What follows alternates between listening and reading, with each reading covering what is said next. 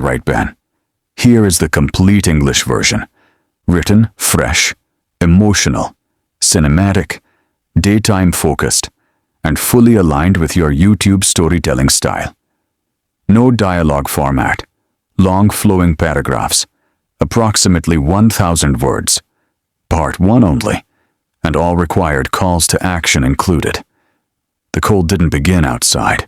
It began inside her chest, sharp and quiet, the kind of cold no fireplace could touch. On Christmas morning, while the city shimmered under pale daylight and church bells echoed softly through snow-lined streets, a woman who owned half the skyline sat alone in a mansion too silent to feel alive. She had everything people prayed for, yet nothing her heart could hold. And in that fragile moment, she would ask a stranger a question that would change both their lives forever. Can you stay for just one night? If you believe kindness deserves a second chance, take a moment now to like this video, comment, share it with someone who needs hope, and subscribe to Midnight Tales, because sometimes one small act of kindness can rewrite an entire life. Maribel Rowan was a name whispered with respect in boardrooms and printed in bold across financial headlines. As the CEO of a global tech empire, she was known for her discipline, her sharp instincts, and the calm authority that never cracked under pressure. By day, she commanded thousands. But on that Christmas morning, sunlight streamed through tall glass windows onto polished marble floors, revealing the truth she had learned to hide even from herself. Success had cost her every place she once belonged. The house was decorated perfectly. A towering Christmas tree stood glowing near the windows, wrapped in gold and white ornaments, chosen by professionals. Gifts lay beneath it, unopened, carefully labeled, yet meaningless.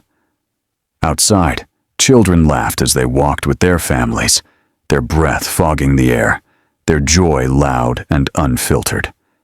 Maribel watched from behind the glass, coffee cooling untouched in her hand, realizing that silence could be louder than any noise she had ever known. She left the house that morning without a destination, letting daylight guide her steps.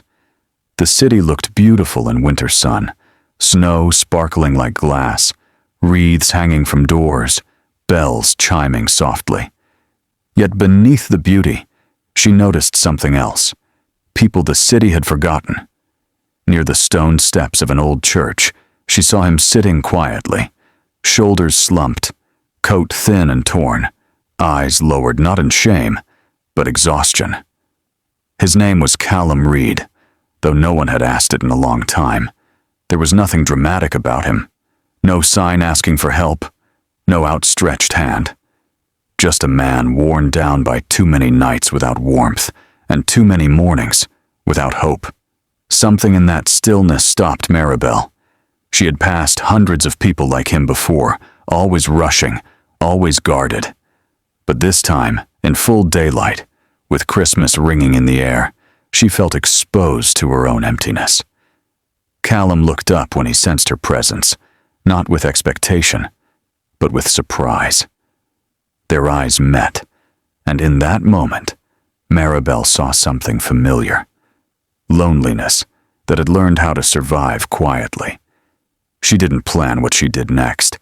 It wasn't charity or impulse. It was recognition, a reflection. She brought him home, not as a savior, but as a woman afraid of spending another Christmas alone. Inside the mansion, daylight softened everything. The grand space no longer felt intimidating. It felt hollow. Callum stood awkwardly at the entrance, unsure where to place himself, while Maribel realized how little her wealth meant in moments like this. She offered warmth, food, and rest, not with speeches, but with presence.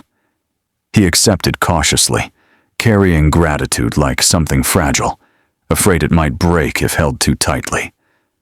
As the hours passed, something unexpected happened. The silence changed. It no longer felt heavy. Sunlight shifted across the walls, shadows moving slowly, time finally breathing again. Maribel cooked for the first time in years, clumsily, imperfectly, but honestly.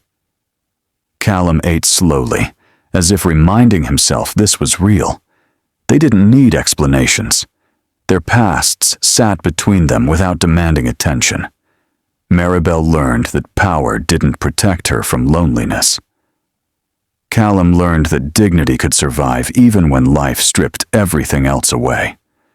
In the quiet of that Christmas day, surrounded by light instead of darkness, they both felt something unfamiliar, being seen without judgment.